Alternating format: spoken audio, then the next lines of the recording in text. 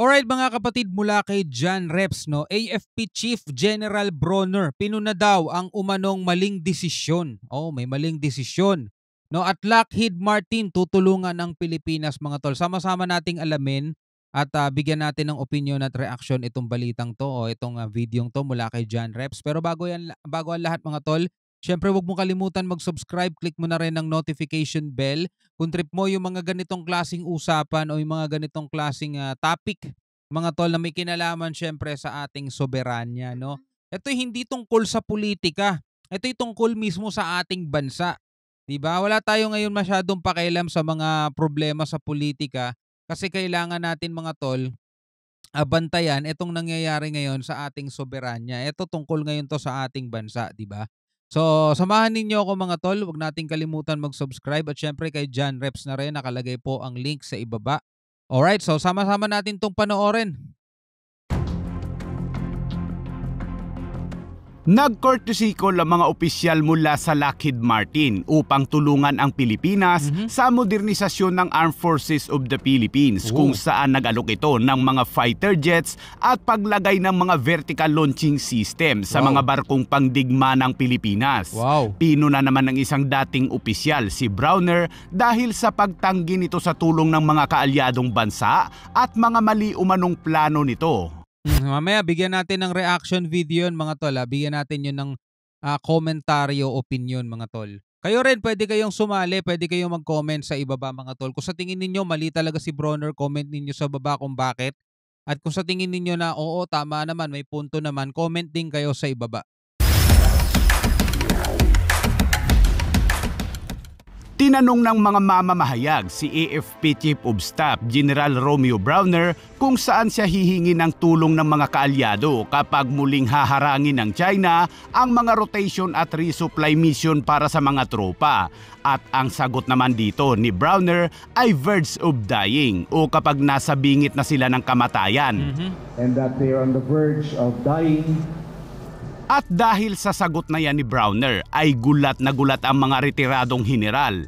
Ayon sa dating PMA Superintendent Edelberto Adan, ang sagot daw ni Bronner ay napaka-demoralize para sa kanilang mga sundalo dahil ililigtas lamang daw pala ang mga tropa sa West Philippine Sea kapag malapit na ang mga itong mamatay. Ang alok umanong pag-escort ng hukbong dagat ng Amerika kung saan nag-alok din noon ang Australia, Japan, Canada at France ay isa umanong ganap na makatuwirang opsyon. Okay mga kapatid, no, bigyan natin to ng reaction at opinion. Hindi naman siguro demoralize agad-agad, 'di ba? Yung sinabi ni General Bronner. Ito mga tol, iisa-isahin natin. Tingnan natin kung magigets ninyo yung point, 'di ba? Demoralize yan mga tol kung hindi mo bibigyan ng chance yung mga sundalo mo na ipakita nila yung talagang kakayanan nila mga tol. Kaya nga sila nandiyan eh. Kaya nga sila nagte-training eh. Kaya nga sila sumasabak sa mga ensayo, 'di ba? Para matuto. Pero wala pa silang ginagawa, gusto mo na agad sila bigyan ng tulong, gusto mo na agad sila bigyan ng saklay, 'di ba? 'Yun ang nakaka-demoralize, 'di ba? Kasi ako bilang sundalo mga tol, halimbawa pinag-ensayo mo ko humawak ng armas, pinag-ensayo mo ko day and night, tirik ang araw pinag-ensayo mo ko. Tapos i-deploy mo ko, biglang sasamahan mo ko ng e-escort sa akin. Anong tingin mo sa akin, hindi ko kaya? 'Di ba? Anong tingin mo sa akin? Mahina, 'di ba? Yun ba tingin mo sa akin mahina at bibigyan mo ko ng escort? 'Di ba? Yun ang nakaka-demoralize mga tol.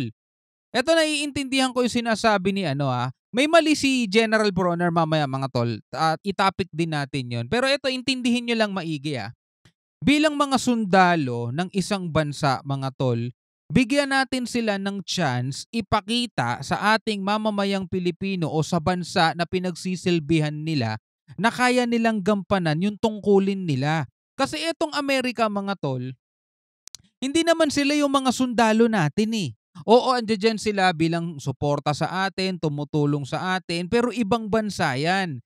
Ang bansa natin, Pilipinas, ang mga sundalo natin, Pilipino, AFP, Armed Forces of the Philippines. Ngayon, kung hindi natin sila bibigyan ng chance ipakita sa atin yung kakayanan nila, ano pang silbi nila dyan? Di ba?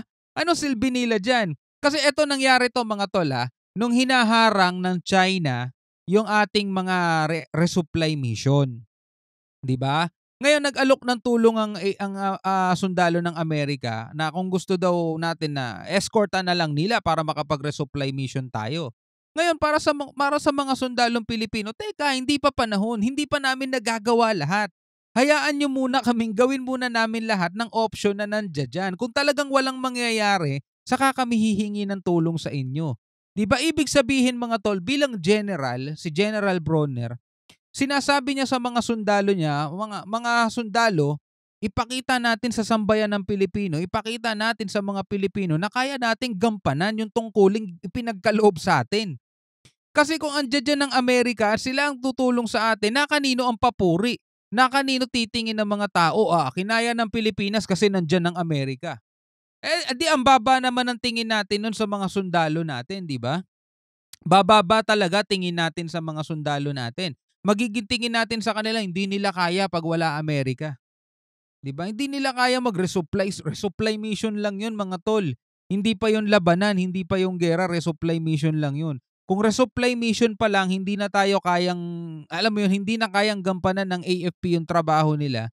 Et 'yun ang nakaka-demoralize mga tol, 'di ba? Ngayon ang mali naman kay General Bronner, 'yung sinabi niyang urge of dying mga tol. Hindi mo naman siguro kailangan pa paabutin sa bingit, 'di ba? Hindi mo na siguro kailangan pa abutin pa sa bingit mga tol.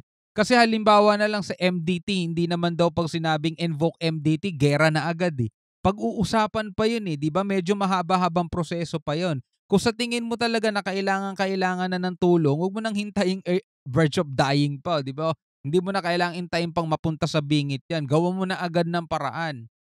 'Di ba? Siguro 'yun na 'yung mga mali niya do'n. Pero tama siya doon sa desisyon niya na 'wag munang humingi ng saklolo mga tol. Ipakita muna nila na capable sila. Ipakita muna nila sa Pilipinas o sa mga Pilipino na kaya nilang gampanan 'yung tungkulin nila.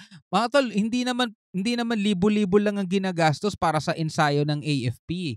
'Di ba? Bilyon-bilyon din 'yan, milyon-milyon eh. Tapos resupply mission hindi nila kaya, kailangan agad ng tulong ng Amerika, 'di ba? Wala na tayong ibang tinitignan nun, Amerika na lang agad. Kailangan muna tayong bumilib sa mga sundalo nating Pilipino, 'di ba? Kaya yung sinasabi nung isa, ito yung balikan natin yun, Ito yung sinasabi nito, nakaka-demoralize daw. Hindi ako sang-ayon mga tol. Ikaw puwede kang magbigay ng komento mo sa baba, 'di ba? Wala pang ipinapakita AFP natin, gusto natin agad alisan sila ng ano, ng trabaho nila, gusto agad natin bigyan agad natin sila ng escort, 'di ba?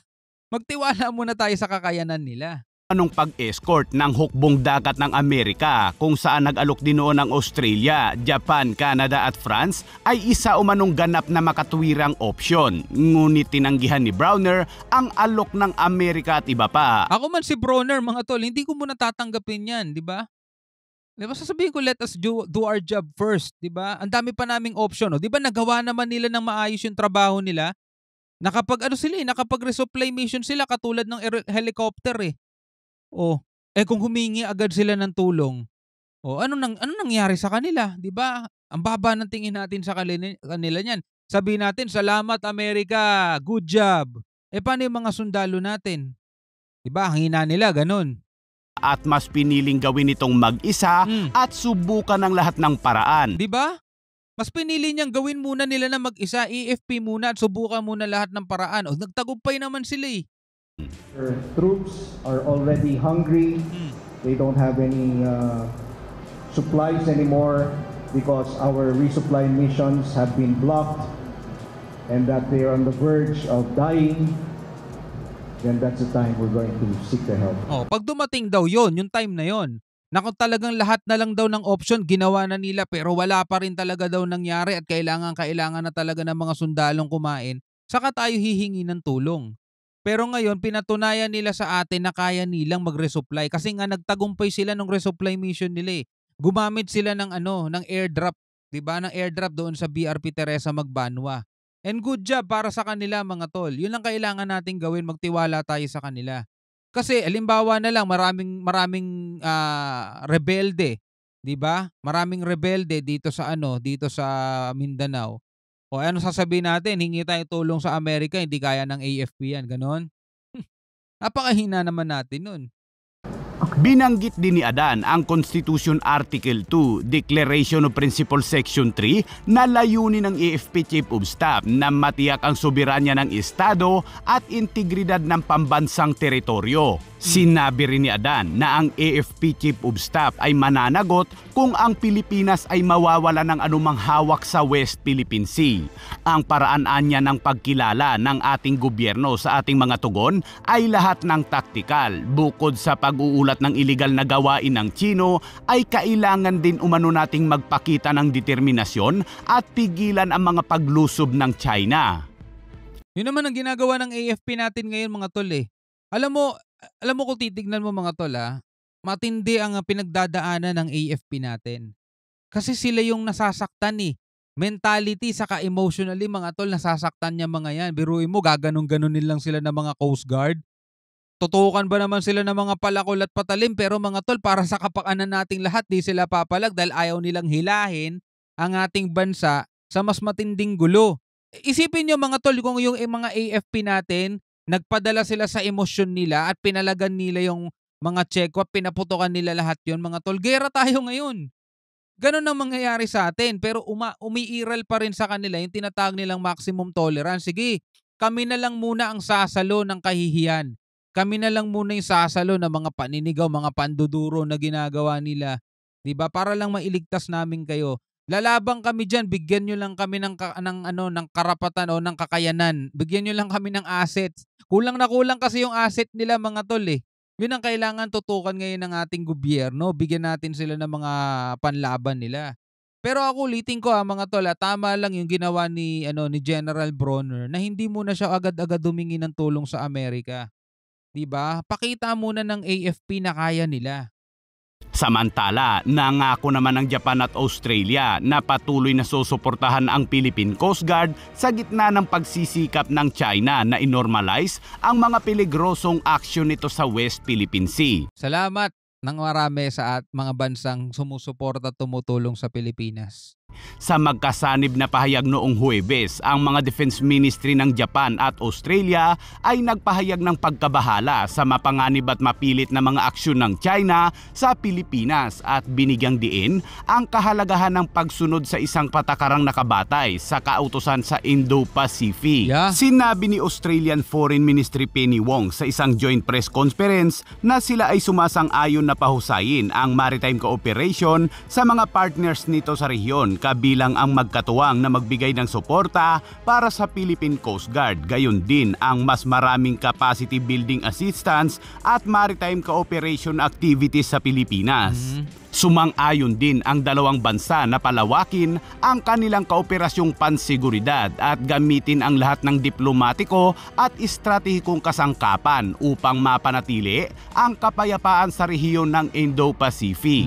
Noong Hulyo, pinalakas ng Pilipinas ang ugnayan nito sa depensa sa Japan sa pamamagitan ng paglagda sa makasaysayang Reciprocal Access Agreement sa Japan na nagpapahintulot sa mga sandatahang lakas ng dalawang bansa na i-deploy sa lupa ng bawat isa.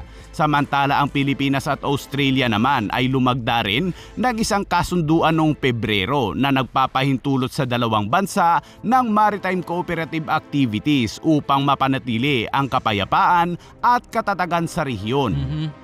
At dagdag na balita mga kabayan, nag-courtesy call ang mga opisyal mula sa Lockheed Martin sa opisina ni Senator Jenggoy Estrada noong nakaraang linggo.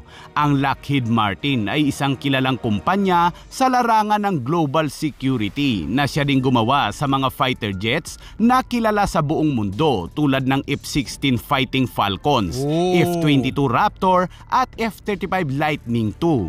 Dito ay tinalakay ng mga opisyal ang intensyon na magbigay ng tulong sa modernisasyon ng Armed Forces of the Philippines. Okay, magbigay ng tulong Baka naman kasi ang pinunta lang din nila rito mga tol, business. Alam niyo itong mga ganitong kumpanya na gumagawa ng mga armas, mga ganyang negosyo yan mga tol. Kapag may ganitong klaseng gera, yan ang gusto nila kasi dyan sila kikita ng malaki. Pero kung tulong ang gusto nilang gawin sa Pilipinas, syempre mga tol, magandang balita yan. Gayon din ang pagpasok sa isang strategic partnership at paglahok sa Self-Reliance Defense Posture Program ng bansa. Ang Lockheed Martin ay naging aktibo sa marketing nito sa kanilang F-16 Block 70 upang matugunan ang kinakailangan ng Philippine Air Force na multi-role fighter jets. Hoy, magandang marketing din yan kung mabibigyan nila ng suporta Pilipinas. Siyempre, may ipapakita sa buong mundo.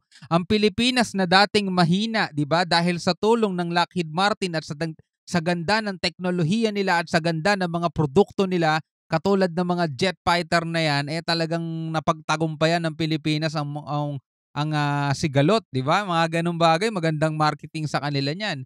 Buong mundo talagang o-order sa kanila o baka bumili sa kanila ng mga jet kasi pero isang mahinang bansa na palakas nila, di ba? Ang ganda marketing nun. Sa isang larawan ay makikita kay Senador Estrada na hawak nito ang modelo ng F-16 fighter jets. Ang Lockheed Martin ay nagmamarket din ng kanilang MK-41 vertical launching system para sa mga frigates ng Philippine Navy na BRP Jose Rizal at BRP Antonio Luna at pati na ang M142 High Mobility Artillery Rocket System o HIMARS na minsan ang ginamit o pinaputok ng mga sundalong Pilipino. Alright mga kapatid, yan yung sinasabi natin marketing nila yan pero kung tulong ang gagawin nila sa Pilipinas, syempre magandang bagay yan mga tol. Pero alam natin kasi mga negosyante yung mga yan, business yan di ba? Kung talagang willing silang tumulong, bakit hindi, di ba? Anyway, bilang isang Pilipino, ano masasabi mo dito sa mga video, dito sa mga balita na panood natin? Pwede kang magbigay ng komentaryo sa ibaba, no? Hanggang sa muli, ako nga pala si Shobal D. Peace out.